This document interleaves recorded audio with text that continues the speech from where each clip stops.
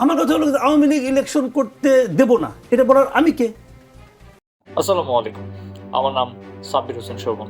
আপনাদের মনে হতেই পারে আমি একজন সাধারণ ছাত্র, কিন্তু 2024-এর সেই গরম দিনে আমি একজন শুধু ছাত্র ছিলাম না, আমি ছিলাম আমার দেশের কণ্ঠ, আমি ছিলাম আমার প্রজন্মের প্রতিনিধি, আমি ছিলাম অন্যায়ের বিরুদ্ধে একজন মুষ্টিবদ্ধ হাত।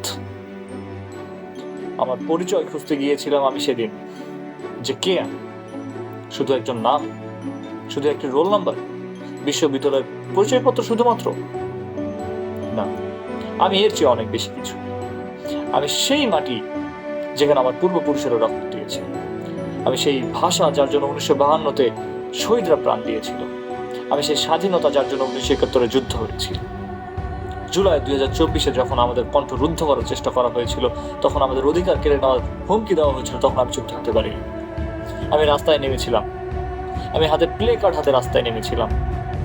আমার মা বলেছিলেন বাড়ি ফিরে আয়, আমার বাবা বলেছিলেন বিপদ হবে, কিন্তু আমি জানতাম যদি আমি আজ পিছিয়ে যাই তাহলে আর কিছুই অবশিষ্ট থাকবে না।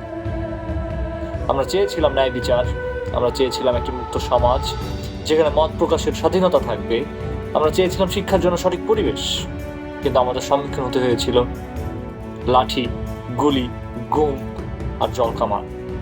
তবুও আমরা থামিনি।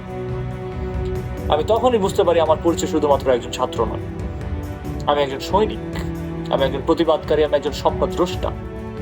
আমার লড়াই ছিল আমার পরিচয়ের জন্য, আমার বাংলাদেশের জন্য। জুলাই 2024-এ আমি একজন ছাত্র ছিলাম না, আমি ছিলাম আমার দেশের ইতিহাসের অংশ। আর আমি জানি একদিন এই ইতিহাস আমাকে